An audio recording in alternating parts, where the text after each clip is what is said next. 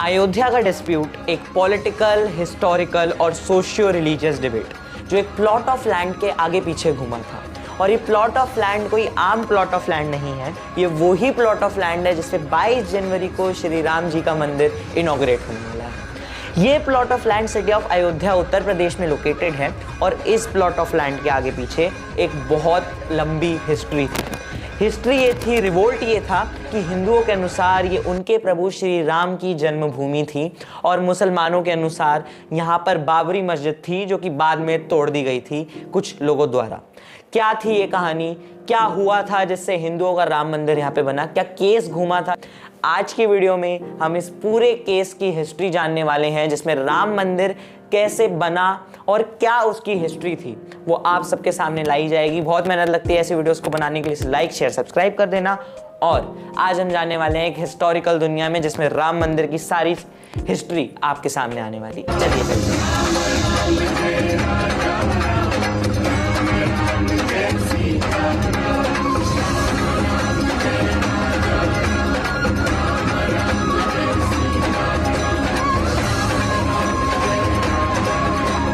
हम अपनी हिस्ट्री की कहानी स्टार्ट करेंगे जानना 3 एविडेंसेस से, जिससे प्रूफ होता है कि स्टार्टिंग में वहां पर कोई मस्जिद नहीं थी और वो एरिया, वो लैंड राम जी की पवित्र जन्मभूमि था। पहला एविडेंस तुलसीदास जी की रामचरितमानस से हमें पता लगता है, जो उन्होंने स्टार्ट करी थी 1574 को राम जी के जन्मदिन वाले दिन लिखना अयोध्या के अंदर। उन्होंने उसमें मेंशन करा कि ग्रेट बर्थडे फेस्टिवल अयोध्या में मनाया जा रहा है राम की बर्थ प्लेस पर, लेकिन उन्होंने कोई मेंशन नहीं करा कि वहाँ पर कोई मॉस्क्यू एग्जिस्ट करता है या नहीं। इससे क्या पता लगता है कि स्टार्टिंग में वहाँ पर मॉस्क्यू नहीं था। चलो, पहला एविडेंस। अब अपनी बात को और स्ट्रेंथन करने के लिए 2 और एविडेंसेस हैं। दूसरा एविडेंस ये कहता है कि अबुल फैजल इब्न मुबारक, जिन्होंने अकबरनामा लिखी थी, उसकी तीसरी वॉल्यूम को कंप्लीट करते करते, जिसका नाम था ऐन अकबरी, उन्होंने डिस्क्राइब करा अयोध्या का बर्थडे फेस्टिवल जो मनाया जा रहा है at the residence of Rama, और उसे बताया होलीएस्ट प्लेस ऑफ एंटीक्यूटी, यानी सबसे पवित्र स्थान पीस का। लेकिन यहाँ पर भी नोट करने वाली बात यह है कि वहां पर भी मस्जिद का कोई मेंशन नहीं था। आखिरी एविडेंस, विलियम फिंच, एक इंग्लिश ट्रैवलर जिन्होंने अयोध्या को 1611 के अराउंड विजिट करा था, उन्होंने लिखा कि ruins of the Rani Chand castle and houses where Hindu believe that a great God took flesh upon him to see the Tamasha of the world है।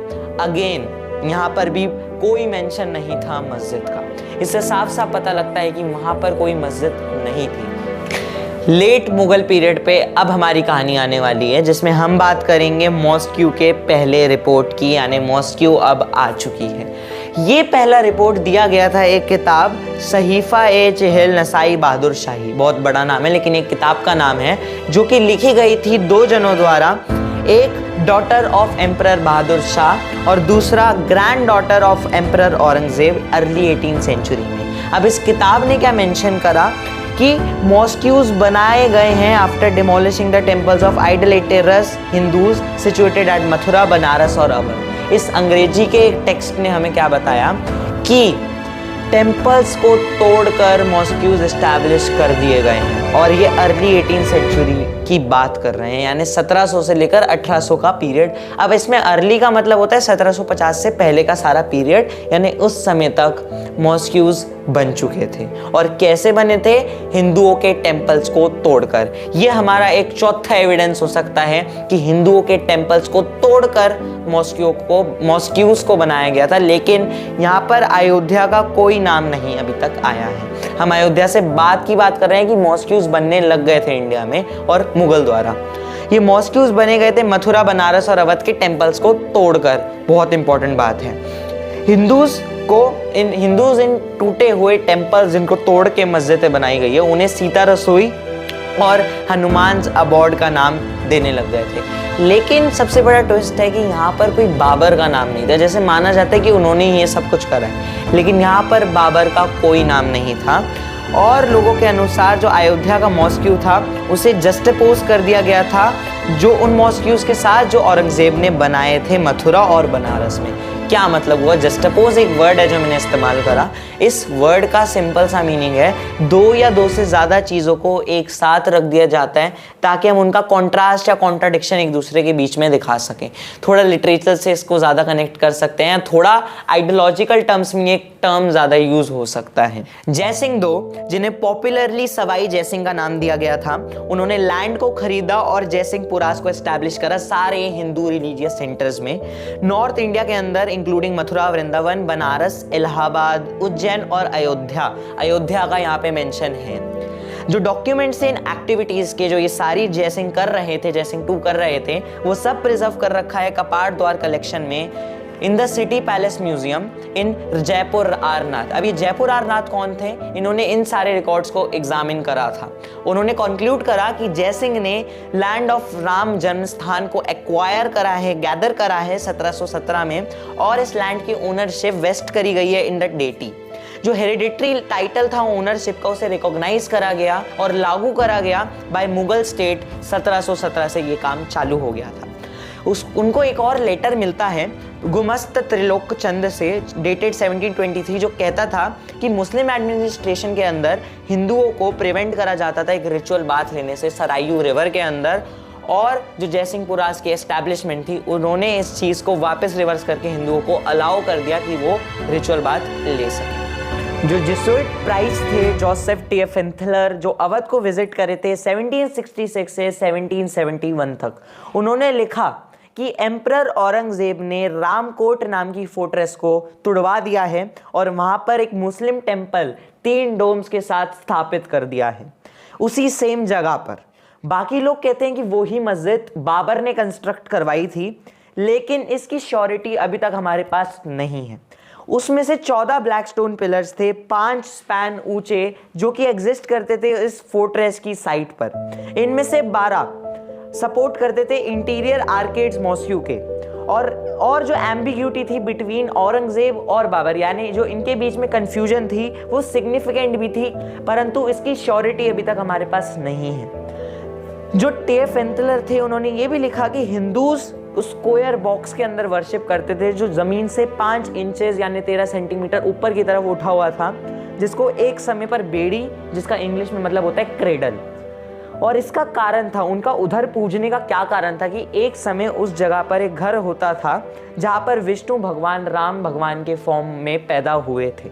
उन्होंने ये भी रिकॉर्ड करा कि राम का जन्मदिन हर साल बहुत धूम धड़ाके के साथ इंडिया में मनाया जाता है, पूरे इंडिया में उसी सेम स्पिरिट के साथ। कहानी यहाँ तक कि सिर्फ हिस्ट्री थी आपको पूरा बैकग्राउंड समझाने के लिए, लेकिन अब डिस्प्यूट चालू होने वाला है, क्लैश चालू होने वाले हैं। अगला सेगमेंट पूरा डिस्प्यूट के नाम। डिस्प्यूट की सबसे पहला इंस्टेंस कब देखा गया? जब एक रिलीजियस वायलेंस अयोध्या में 1855 में हुआ था। बहुत सारे सुन्नीज ने क्लेम करा कि बेरागरीज जो थे हनुमानगढ़ी के, उन्होंने उनकी मॉस्क्यू को डिस्ट्रॉय कर दिया था जो उसके ऊपर एग्जिस्ट करती थी। जो मुस्लिम्स थे उन्होंने हनुमानगढ़ी पे चार्ज करा, लेकिन उन्हें रिपेल कर दिया गया, रोक दिया गया और वो अपने काम में सक्षम नहीं हो पाए।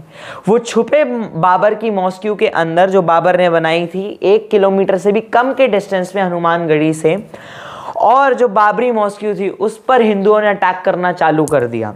इस प्रोसेस के अंदर उसी समय से local Hindu groups occasional demands बोलते रहते थे कि हमें उस साइट का पोजेशन दीजिए, हमें वो साइट के राइट्स दीजिए, क्योंकि वहाँ पर हमारे भगवान की जन्मभूमि थी, वहाँ पर हमारे भगवान का जन्म हुआ था।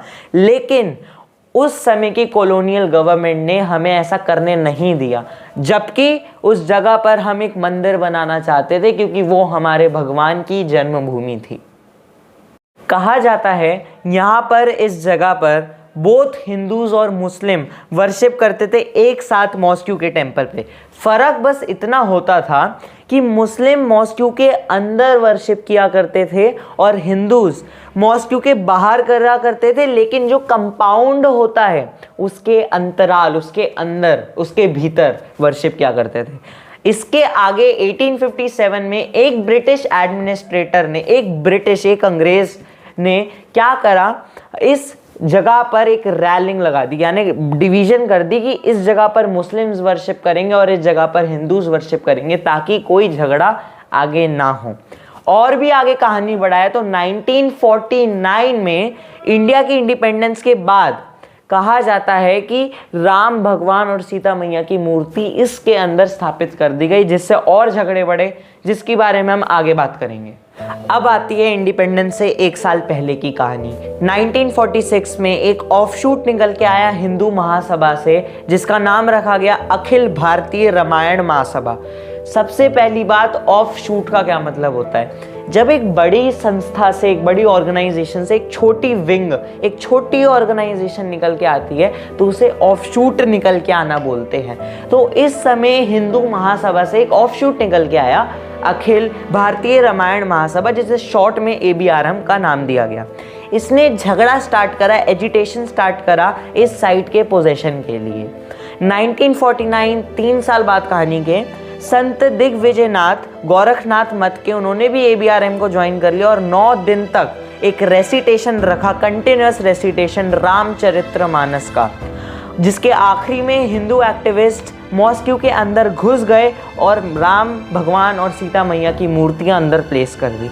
लेकिन 22-23 दिसंबर को ये काम हुआ आइडल्स को इंस्टॉल करने का मॉस्क्यू के अंदर, और लोगों को ऐसा विश्वास दिलाने लगा कि चमत्कार हो गया है, अंदर भगवान अपने आप प्रकट हो गए हैं, ताकि लोग बिलीव कर ले, हिंदू मुस्लिम भी बिलीव कर ले कि ये हिंदुओं की साइट है।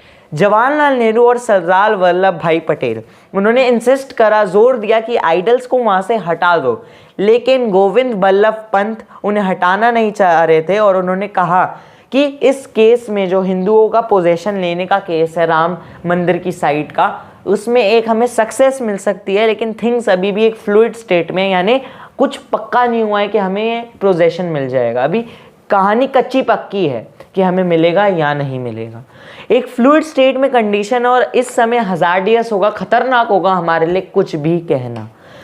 बाय 1950 स्टेट ने स्ट्रक्चर का कंट्रोल ले लिया अंडर द सेक्शन 145 CRPC और हिंदुओं को अलाउ कर दिया, मुस्लिमों को नहीं, हिंदुओं को अलाउ कर दिया इस साइट पर पूजा पाठ करना। मॉस्क्यू को कन्वर्ट कर दिया था एक डे फैक्टो टेम्पल में। डे फैक्टो क्या मतलब हुआ इस शब्द का? डे फैक्टो एक ऐसा फिनोमिना है, एक ऐसी प्रैक्टिस है जो एग्जिस्ट करती है रियलिटी में, लेकिन उन्हें लॉ द्वारा अथॉरिटी नहीं दी जाती, लेकिन लॉज उसे ऑफिशियली रिकॉग्नाइज नहीं करते। यानी इस टेम्पल को, उस जगह को टेम्पल घोषित करना, ये लॉज ने ऑर्गेनाइज नहीं करा था, लॉज ने इसे वो रिकॉग्निशन नहीं दी थी, लेकिन ये एक डे फैक्टो टेम्पल बन गया क्योंकि उस समय के लिए स्टेट ने इसे कंट्रोल में लेके हिंदुओं को अलाउ कर दिया, तो ये डे फैक्टो टेम्पल बन गया। उत्तर प्रदेश सुन्नी सेंट्रल वक्फ बोर्ड और ABRM दोनों ने सिविल सूट्स फाइल करे लोकल कोर्ट में अपने अपने क्लेम्स देते हुए साइट को। बाबरी मस्जिद का टूटना हुआ था जानते हैं। 1980s के दशक में Vishwa Hindu Parishad, belonging to the main stream of Hindu nationalist family the Sangh Parivar, उन्होंने एक नया मूवमेंट लॉन्च करा उस हिंदुओं की साइट को वापस रिक्लेम करने का, और उस जगह पर एक टेम्पल बनाने का, इन्फैंट राम यानी रामलला के नाम का एक टेम्पल बनाने का, जो आज बन चुका है। जो बीजेपी थी, जो 1980 में बनी थी, फ्रॉम द रेमनेंट्स, जन संघ को रिवाइव करके भारतीय जनता पार्टी जब 1980 में बनी थी, वो इस कैंपेन का पॉलिटिकल फेस बन गई। 1986 में एक डिस्ट्रिक्ट जज ने रूल करा कि इस गेट्स को वापस खोल दिया जाएगा और हिंदुओं को अंदर वर्शिप करने दिया जाएगा, जिससे इस मूवमेंट को और ज्यादा बूस्ट मिल गई। सितंबर 1980 के अंदर बीजेपी लीडर LK अडवाणी ने एक रथ यात्रा निकाली अयोध्या तक, ताकि वो इस मूवमेंट का और ज़्यादा सपोर्ट ग्रहण कर सके।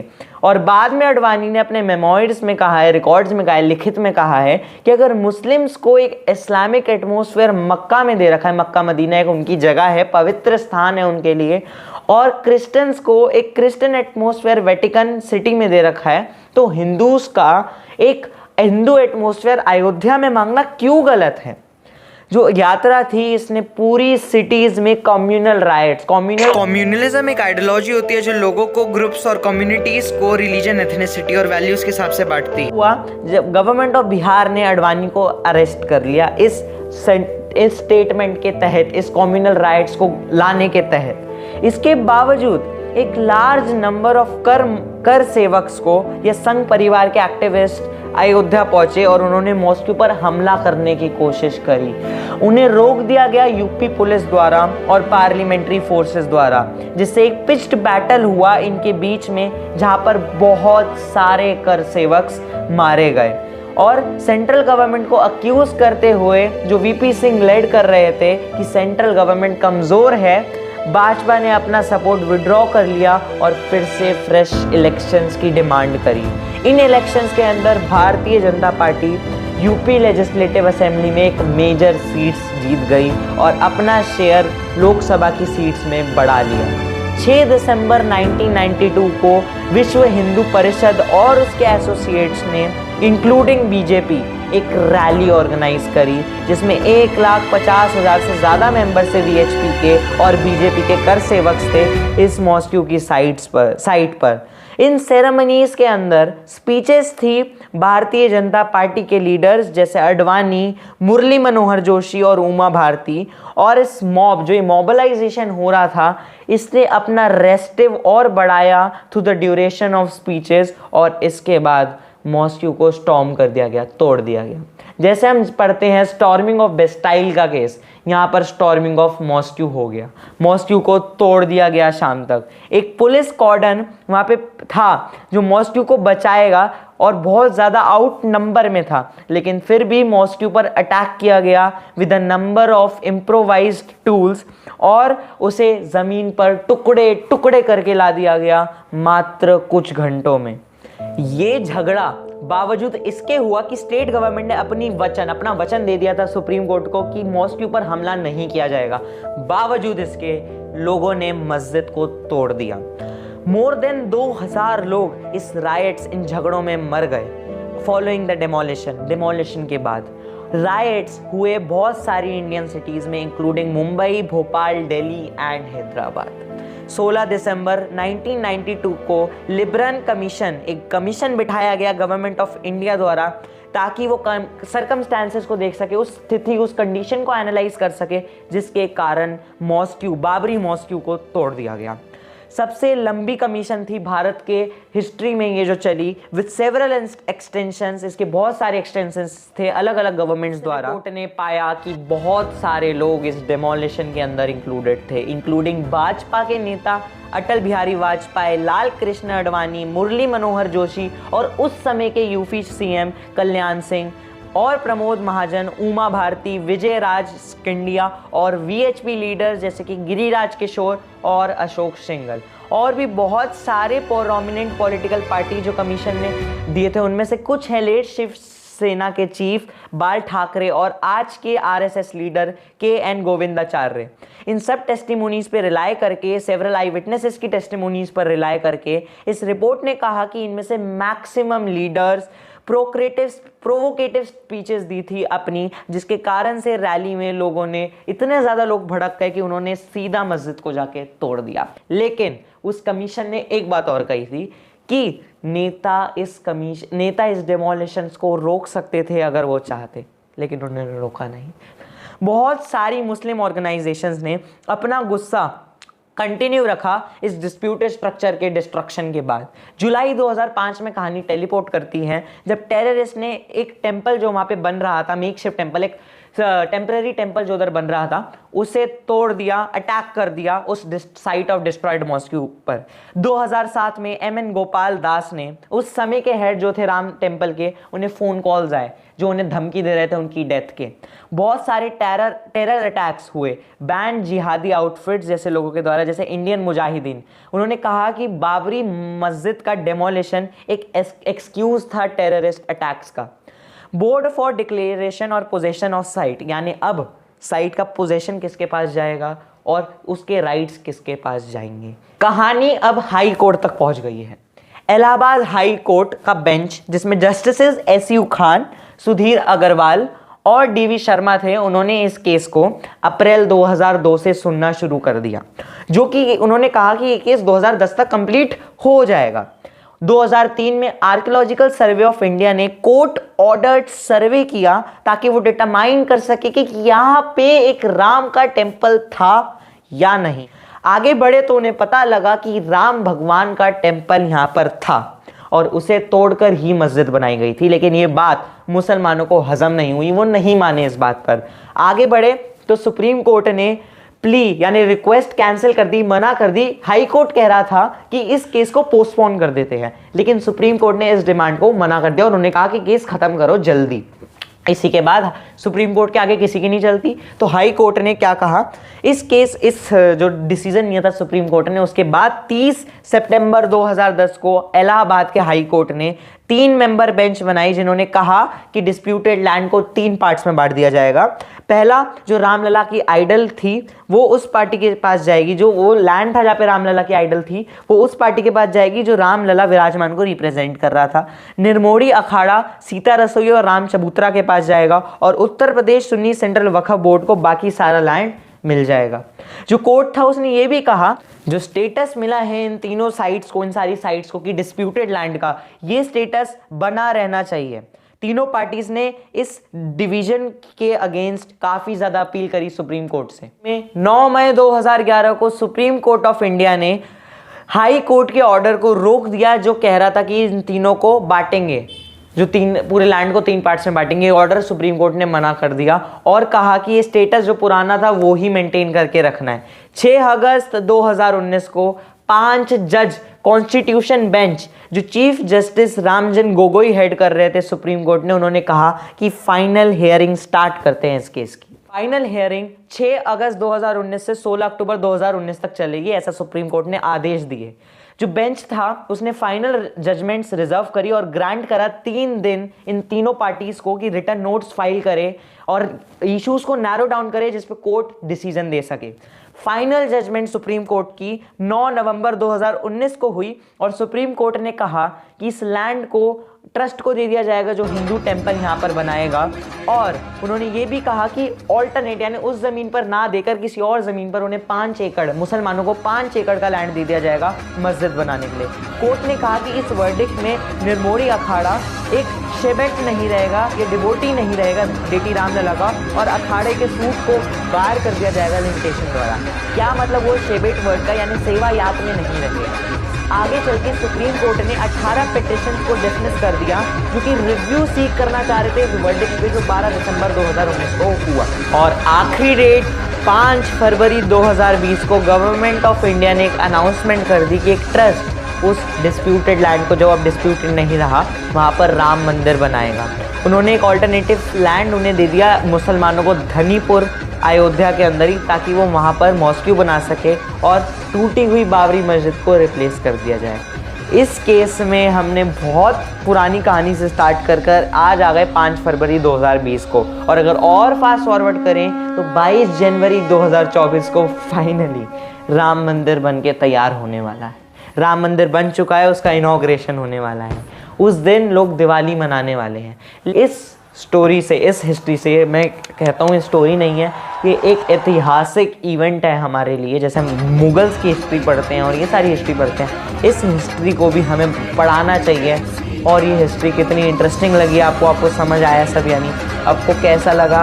हम और ऐसी ही वीडियोस अगर आपको और देखने तो हमारे चैनल को सब्सक्राइब कर लो। तब तक के लिए घर पे रहो, सुरक्षित रहो और देखते रहो नमक समस्या को। Good bye.